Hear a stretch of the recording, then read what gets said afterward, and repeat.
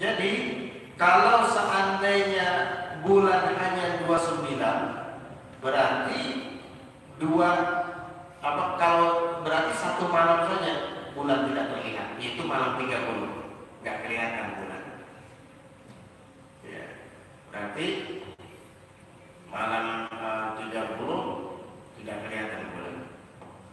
Sehingga ketika malamnya kita menyaksikan ada bulan, di malam setelah malam 30, malam 1 kelihatan bulan, maka berarti kalau sebulan 30 hari berarti satu malam saja bulan tidak kelihatan, berarti malam 30 tidak kelihatan.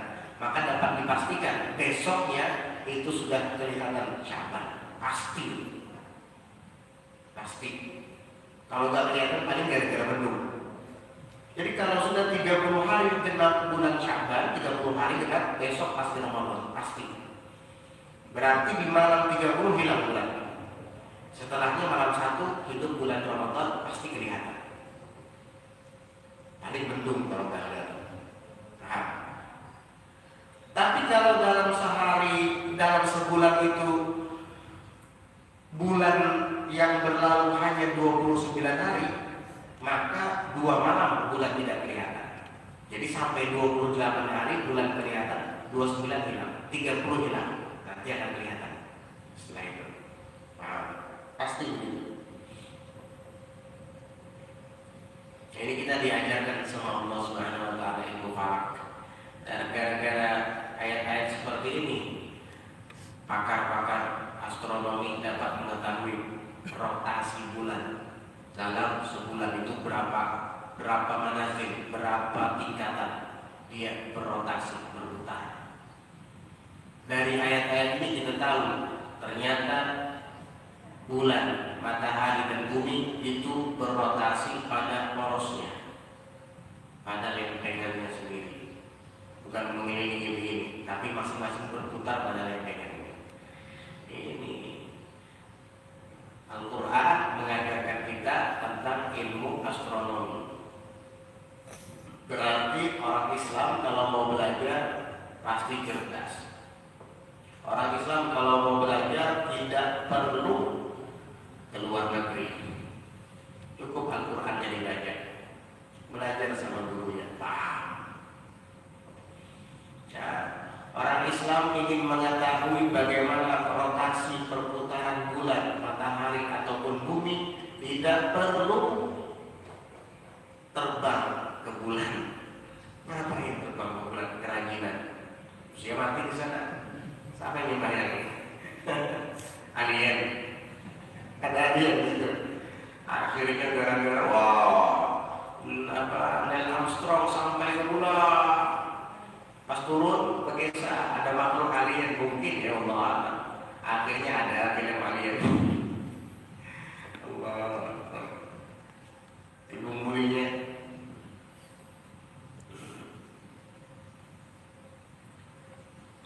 Hatta ada, sehingga bulan itu kembali lagi di akhir manazili, di akhir tingkatannya. Berarti setelah berlalu 28 hari, itulah hari terakhir tingkatan bulan. Nah, dia akan kembali lagi seperti semula, bira'il ain, dalam pandangan mata. Jujur kan? Waktu pertama terbit bulan sabit ya, itu pun berbahayanya kelihatan kecil bang. Habis itu agak sedikit tebal sampai malam 15 itu sempurna ya. Bundar bulan purnama, Badar namanya. Setelah Badar bulan purnama turun lagi dia, mengecil sampai kembali lagi seperti awal. Kalau urjun hatta ada, sehingga dia kembali lagi. Itu kembali melengkung lagi, jadi bulan sabit lagi. Tapi yang pertama tadi bulan sabit bulan sabit awal terbitnya bulan. Kalau ini bulan sabit akhir perputaran bulan, begitu. Bira'il ain dalam kelihatan mata. Kal urjunil qadim, dia itu kembalinya seperti urjun. Urjun itu adalah pisang itu biasanya yang ada di batang pisang itu apa saudara? Tandan ya. Nah, urjun itu tandan. Tandan atau biasanya kurma itu ada mayangnya dulu sebelum berbuah. Mayang itu ada samarik. Samarik itu ya ini apa namanya? Ranting-ranting yang menempel, tangkai-tangkai itu samarik. Tangkai-tangkai. Nah, batang yang yang tangkai menempel di situ, itu batang itu disebut urjun namanya. Dahan ya bahasa kita. Apa bahasa kita itu? Tandan dia. Ya tandan. Pisang setandan. Ada setandan, ada sesisir. Sama halnya juga dengan kelapa. Kelapa itu agak sedikit mirip dengan kurma.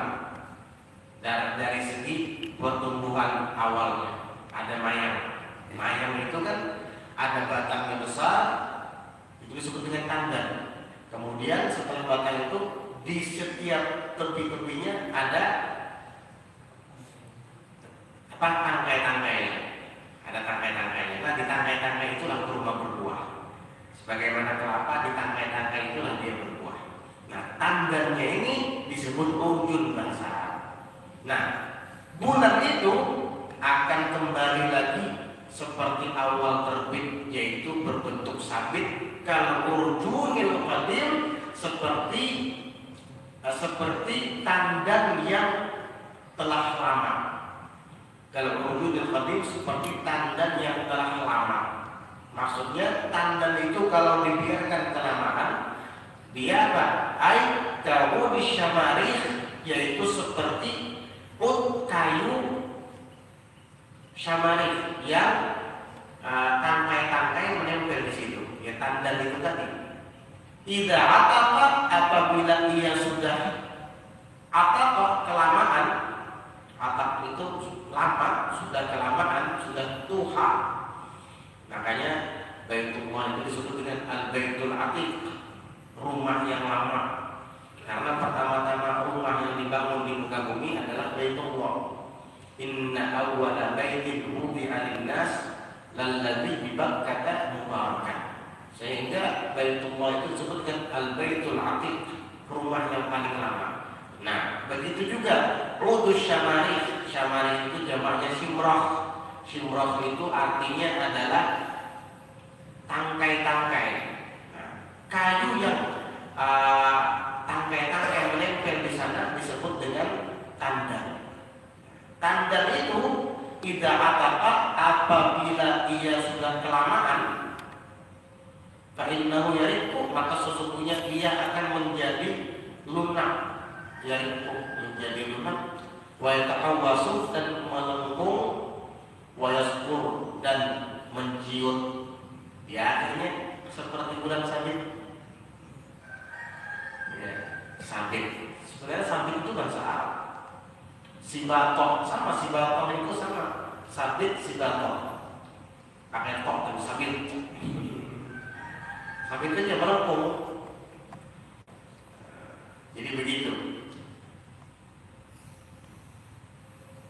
Allah Subhanahu wa taala mengumpamakan bulan tersebut seperti tandan kurma atau tandan kelapa. Pokoknya urjun itu tandan namanya. Tempat menempelnya tangkai-tangkai buah kurma atau buah kelapa dan semisalnya. Yang ya mayang itu. Ya kan?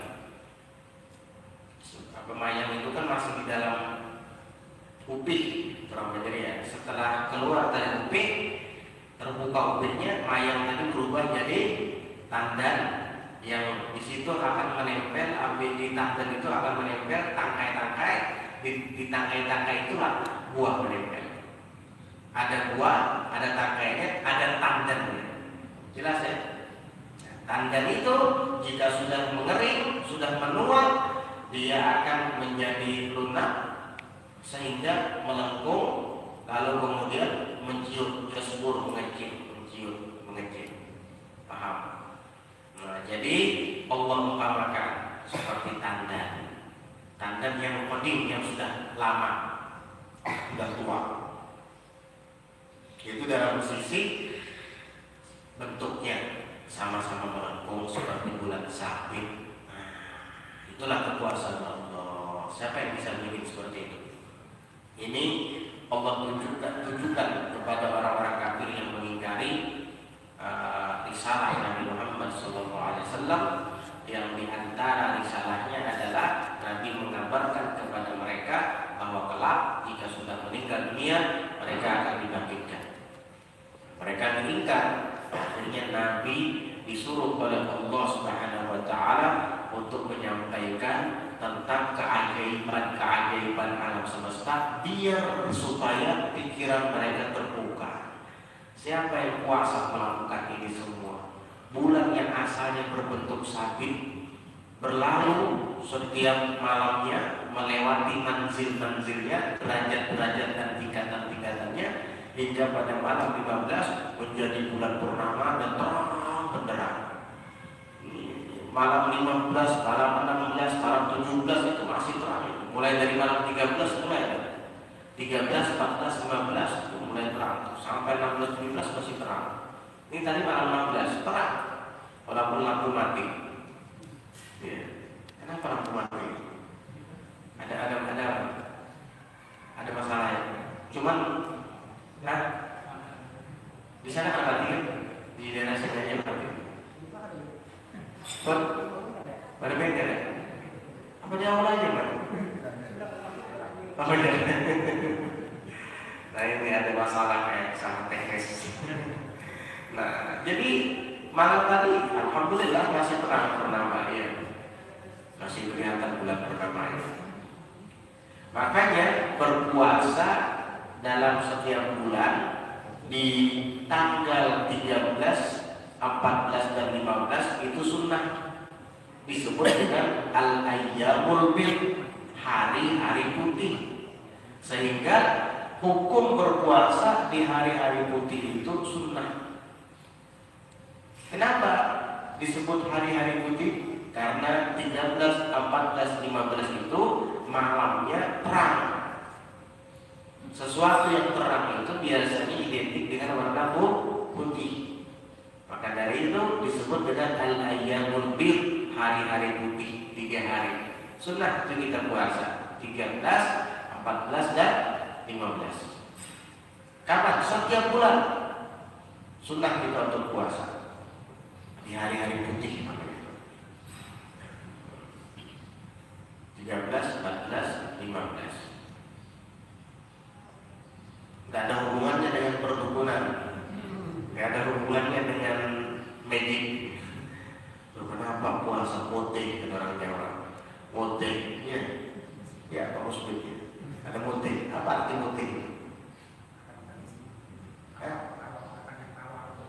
Oh, saya kira puasa hari putih. Ya berarti bukan itu yang dimaksud berarti ya? Bukan ya? Bukan berarti. Ini puasa putih beneran ini, yang sunnah ini. Iya, bukan yang tawar-tawar tadi itu. Ya, 13, 14, 15. Pokoknya 13, 14, 15 dalam setiap bulan sunnah kita berpuasa kecuali hari tasyrik. Hari tasyrik itu kan 11 Dzulhijjah, 12 dan 13 Dzulhijjah. Maka pada tanggal 13 itu haram kita puasa karena masih masuk dalam lingkup hari tasyrik. Sehingga jika kita ingin melaksanakan sunnah puasa putih di bulan Dzulhijjah mulai dari 14, 15 dan 16.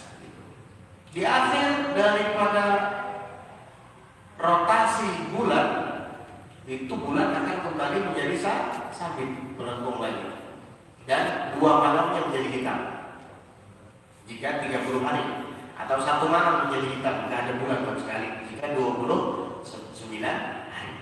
Nah, di hari itu disebut dengan al-ayyamus sud, hari-hari hitam. Sunnah puasa, sunnah juga puasa di hari hitam. Kapan dimulainya? Dari 28, 29, 30 jika genap. Jika ganjil berarti 28, 29 dan 1 bulan depan. 1 bulan yang selanjutnya, tanggal 1 bulan yang selanjutnya. Pokoknya mulainya dari tanggal 28. Itu dinamakan dengan puasa hitam. Oh berarti ada puasa putih, puasa hitam? Ada. hitam putih ini. Ya. Puasa putih 13, 14, 15. Puasa hitam 28, 29, 30 jika genap, atau 28, 29 dan 1 pada bulan selanjutnya. Sunnah. Bahkan ada yang mengatakan dalam riwayat, ketika Nabi Adam melanggar larangan Allah Ta'ala di surga lalu diturunkan ke bumi, itu badan beliau menghitam sehingga disuruh untuk puasa pada tanggal 13, 14, 15 yang disebut dengan puasa putih. Maka setelah beliau melakukan puasa itu, tubuhnya kembali menjadi putih bercahaya. Kalau orang suka mengamalkan puasa 13, 14, 15, insya Allah bercahaya, putih merona. Ya, nggak usah pakai kosmetika. Amalkan itu, puasa putih, biar putih wajahnya, putih tubuhnya, kulitnya, dan putih hatinya. Insya Allah, nggak usah pakai kosmetika. Puasa putih dengan nur, cahaya ibadah. Paham?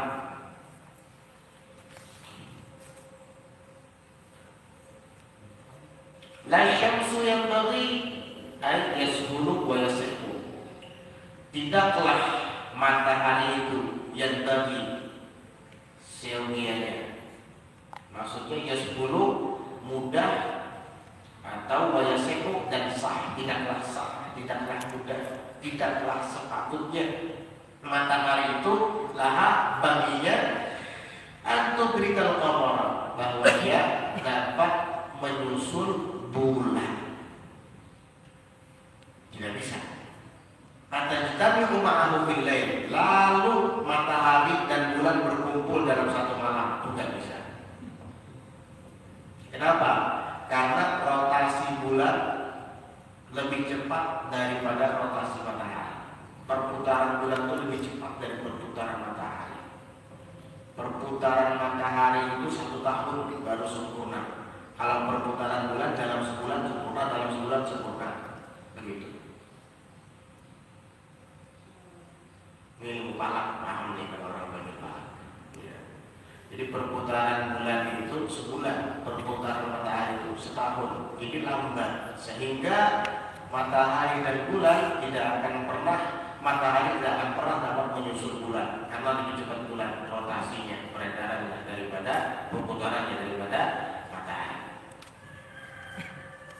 Maka jika memang marahum billahi, lalu matahari berkumpul dengan bulan dalam satu malam, tidak bisa, lain bagi, tidak sepatutnya, tidak akan sah, tidak akan mudah seperti itu.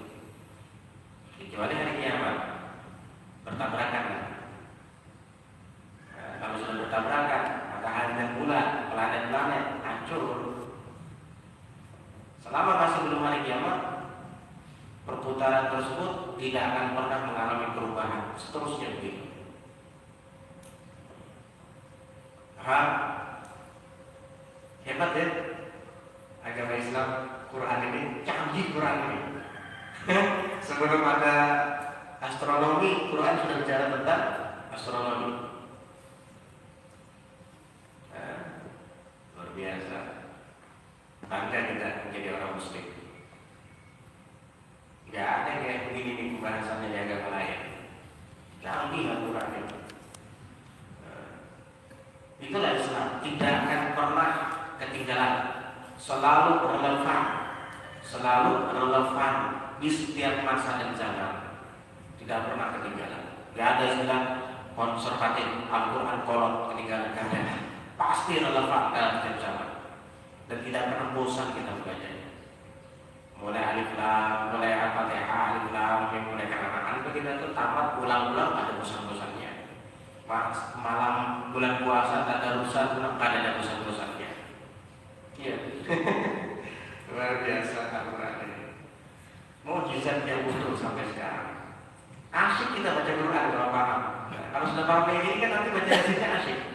Wah, saya dengar kemarin tadi pengajian tafsir ini nih, bulan ternyata dengan matahari itu lebih cepat bulan berputar dari matahari.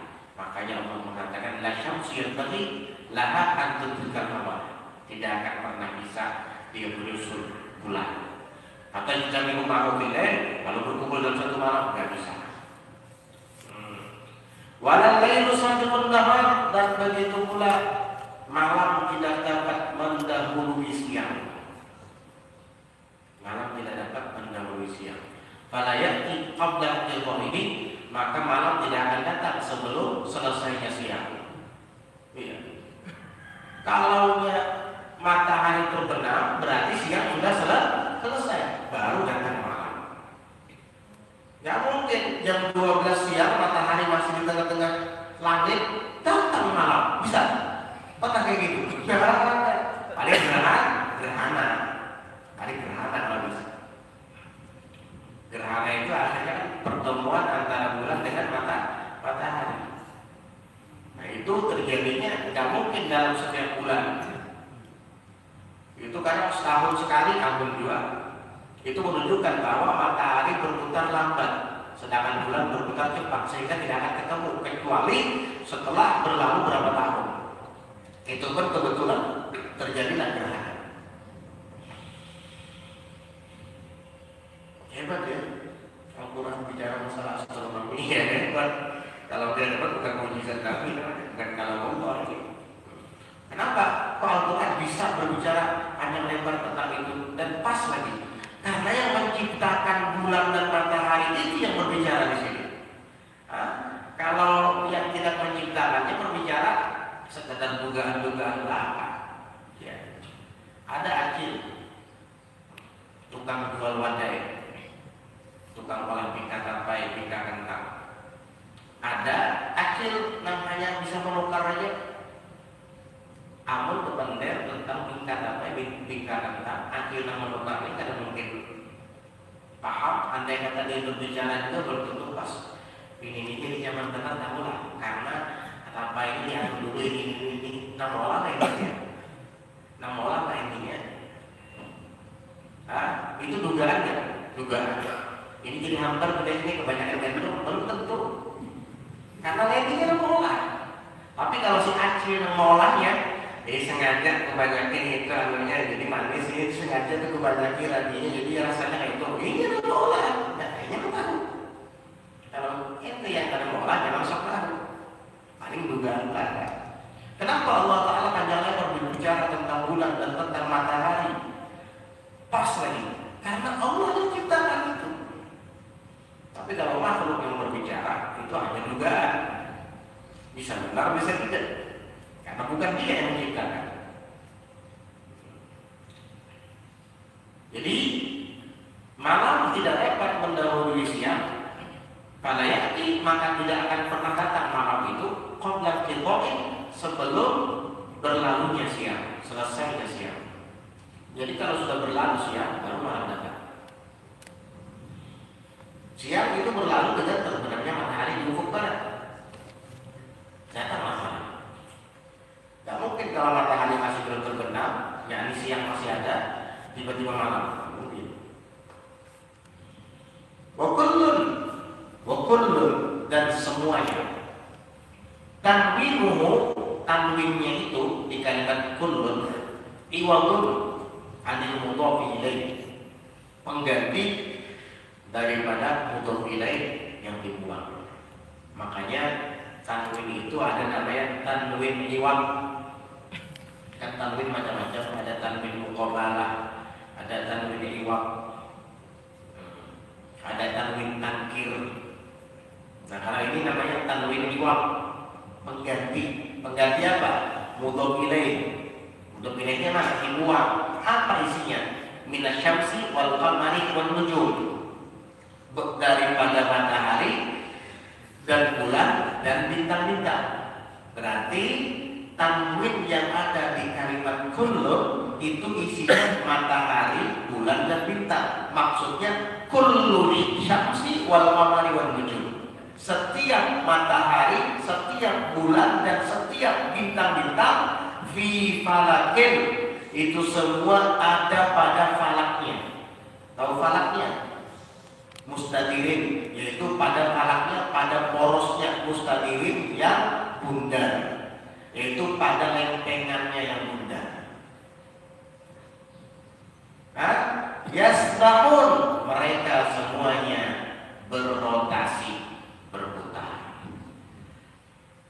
Jadi bumi, ini matahari, bulan, ya masing-masing berputar pada porosnya. Nah, pas giliran kita akan ke sini matahari, siang kita. Giliran orang Arab Saudi kena bulan, malam mereka. Begitu. Nanti pas berputar kayak gini, Arab Saudi di sini mereka jadi siang, kita justru sudah malam. Kita sudah buka puasa, buahnya hanya sembahyang zuhur kan, ya, atau ya kayak zuhur masih itu sudah buka puasa. Karena apa? Masing-masing berputar pada porosnya. Bukan matahari yang berputar begini bumi, bukan. Tapi bumi berputar, matahari berputar, bulan berputar, masing-masing diparakin pada porosnya, pada lempengannya sendiri, mustadir yang bundar. Hebat, ya. Kenyataannya begitu. Bumi berputar, bumi berputar. Allah Taala yang kasih tahu ya. Yasbahun, semuanya berputar pada porosnya. Tapi kenapa? Bumi bulat kita berputar, kita berdiri ada tergugur. Iya, kalau ada atas wajar. Pas miring kenapa ada terlantar? Pas di bawah kenapa ada tergugur?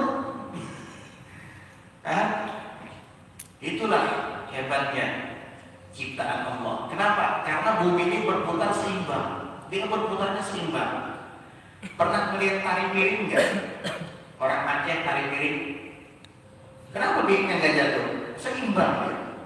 Kalau perputaran seimbang itu akan menimbulkan gaya tarik atau gaya tarik. Gaya tarik itu disebut dengan gravitasi, gaya tarik bumi.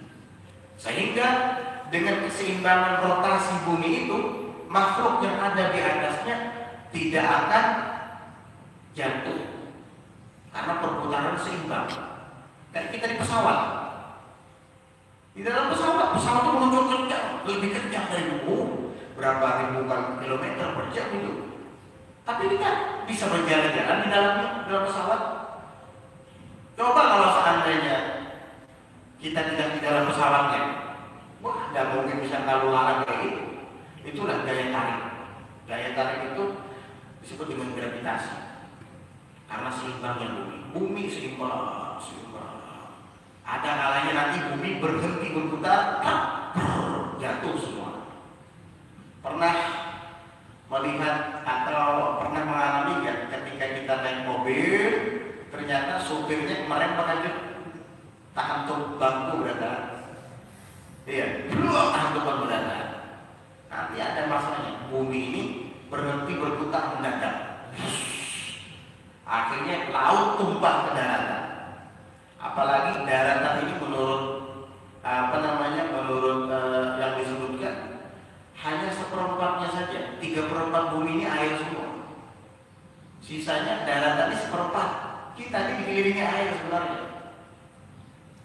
3/4 bumi air, seperempatnya daratannya. Jadi kalau bumi berhenti berputar, langsung kena semua. Yang laut, yang gunung, pantas Al-Quran menyebutkan Al-Qari'ah Al-Qari'ah wa ma adraka mal-Qari'ah yawma yakunu an-nasu kal-farashil mabthus fatakunu al-jibalu kal-'ihni al-manfush. Ya, akan datang nanti guncangan. Apa itu guncangan? Yang membuat manusia berterbangan. Kemudian gunung seperti kapas. Bayangkan bumi yang berputar dengan seimbang kemudian tiba-tiba berhenti. Bagaimana dengan guncang manusia untuk pelantikan beradaan. Kuasanya Allah Subhanahu wa taala. Itu adalah bahan renungan untuk kita bertafakur terhadap kekuasaan Allah. Orang-orang kafir diajak sama Nabi, coba kamu pikirkan, nih bulan berputar pada porosnya, begitu juga bumi berotasi pada porosnya. Kita tidak merasa itu. Iya. karena ada gaya tarik bumi tadi, gravitasi tadi, sehingga kita tidak merasa bahwa kita ini sekarang sedang berputar. Masa kita melihat perputaran ada perputaran di sekitar kita, kita tidak merasa? Masa? Dan juga sejauh-jauh, kamu punya anak di rumah atau punya adik kecil di rumah. Iya, adikmu itu dulu bayi kan? Bayi. Sekarang udah berapa tahun? Pernah melihat nggak perkembangannya bagaimana? Yang punya anak, yang punya cucu di rumah, tuh anaknya dulu bayi nggak bisa ngapa-ngapain, timbul peningkau, timbul berdiri, timbul tinggi pada seorang sekarang. Pernah lihat nggak? Ngecek nggak? Dia ngerasa ya dia tinggi setiap hari, tambah tinggi. Kita nggak ngerasa. Nah begitu juga dengan perputaran bumi, kita nggak merasa ya. Anak kita di rumah juga nggak kerasa. Ya Allah, anak saya sekarang saya dikasih bangunan aja. Wah ini dulu, ya Allah saya gendong. Iya, karena kita hari-hari ngumpul sama dia. Gak ada yang merasa. Bahkan ibunya yang mengandung sampai melahirkan, sampai menyusui dia dari awal sampai besar, gak merasa ibu itu kalau anaknya ini setiap hari tumbuh dan berkembang. Karena hari-hari kita alami itu. Maka begitu juga dengan perputaran bumi hari-hari. Sebelum kita lahir bumi sudah berputar. Begitu kita lahir terus dia berputar, sehingga kita tidak merasa. Tak merasa ya. Terus berputar. Itulah bahasa Allah Subhanahu wa taala. Wa kullun fi falaki yasbahun. Jadi ilmu astronomi itu diambil dari Al-Quran. Sebelum NASA ada, ya, sebelum alat-alat canggih diluncurkan oleh mereka ke angkasa, Allah sudah ajarkan kepada umat Islam tentang astronomi. Begitulah mukjizat Nabi Muhammad SAW berupa Al-Quran yang tidak pernah usang dimakan oleh masa, tidak akan pernah pudar, selalu saja aktual, tidak akan pernah kadaluarsa, selalu saja relevan, cocok di setiap waktu, masa dan zaman. Bahasanya indah, tampil-tampil dan perumpamaan yang menakjubkan, dan hujah-hujahnya, argumen-argumennya dapat mematahkan dan mematahkan pendapat-pendapat orang kafir yang tidak beriman, sehingga mereka terdiam, tidak bisa menjawab. Kalian mengingkari hari kebangkitan. Sekarang saya mau tanya, bulan berputar, bumi berputar, matahari berputar, siang dan malam silih berganti, itu siapa yang melakukan? Kalau kamu mengukur kepada diri kamu, ya pasti mustahil, nggak mungkin saya bisa melakukan. Karena kamu mengukur Allah dengan diri kamu. Coba kamu akui bahwa kamu itu hamba, tidak bisa berbuat apa-apa. Allah Tuhan yang Maha Kuasa, kuasa menciptakan langit dan bumi, mengatur bulan dan bintang serta matahari, kemudian memindahkan malam dan siang silih berganti. Allah Tuhan, akui dia sebagai Tuhan. Kalau kamu yakini dia sebagai Tuhan yang Maha Kuasa, mengatur alam semesta dan seisinya ini, maka kamu pasti akan yakin bahwa dia juga mampu untuk membangkitkan kamu dari alam kubur untuk dihisab. Begitu maknanya, begitu. Ini memperkuat tauhid ini. Makanya bertafakkur kepada makhluk-makhluk Allah Ta'ala, baik yang di langit ataupun yang di bumi, itu dapat memperkuat iman kita. Jadi di antara cara untuk memperkuat iman adalah sering-sering bertafakkur. Tafakkur sa'ah khairun min ibadatis sana. Berpikir atau bertafakkur sesaat itu lebih baik daripada beribadah setahun. Berarti nilai pahalanya besar bertafakkur itu. Kenapa? Sebab orang beribadah tanpa tafakkur 0 ibadahnya. Tapi kalau orang bertafakkur pasti ibadah, pasti ada isinya. Karena menafakuri makhluk-makhluk Allah. Tapi kalau orang sembahyang tanpa tafakur, bagaimana bisa khusyuk? Kalau orang sembahyangnya tidak khusyuk, ya seperti padi yang tampak, gak ada isinya. Biar setahun juga lebih baik yang sesaat tadi tapi ingat sama Allah Subhanahu wa Ta'ala, daripada yang setahunan sembahyang tapi gak diingat. Bukankah tujuan sembahyang supaya kita ingat sama Allah? Dia setahun sembahyang gak ingat-ingat. Nah ini sesaat dia berpikir tapi ingat, lebih afdal daripada yang sembahyang tapi lupa lalai. Lebih afdal lagi daripada semuanya adalah sembahyang ingat sama Allah Subhanahu wa Ta'ala. Ini lebih afdal lagi, jangan ditanya. Oh kalau gitu ada usaha kita sembahyang tafakur aja salah kan berarti. Gak ngerti berarti kan. Salah, pastinya kalau gitu saya sembahyang sambil tafakur. Nah, itu baru bagus, baru benar. Sambil bertadabbur menggunakan akal, begitu. Menggunakan pikiran yang dikaruniakan oleh Allah untuk kita manusia. Bukan malah itu namanya pesimis kalau kayak tadi. Oh, kalau gitu lulus ada sembahyang tafakur aja itu pesimis namanya. Kita harus jadi optimis. Iya. Apa yang maksudnya? Oh, saya kemarin sembahyangnya kosong, gak khusyuk, tidak pakai tafakur, tidak pakai tadabbur, tidak menggunakan akal pemikiran ini. Oh, sekarang saya berusaha untuk bisa sholat dengan penuh tadabbur dan tafakur. Nah, ini baru optimis, ini baru benar. Ini baru benar.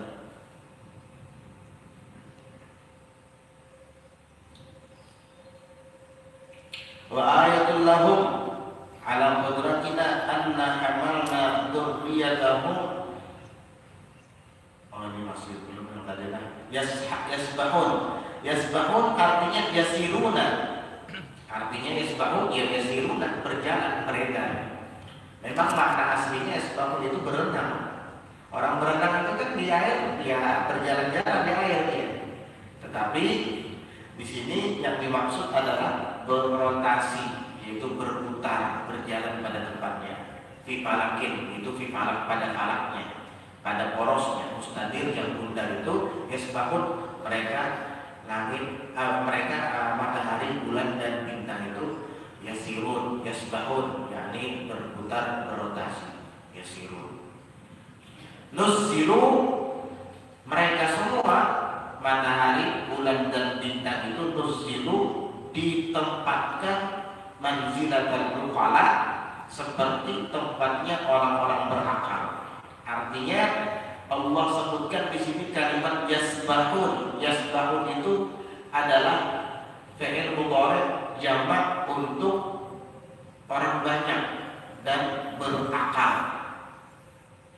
Kalau manusia dikatakan hum yasbahun, mereka berenang atau mereka beredar, wajar karena manusia berakal.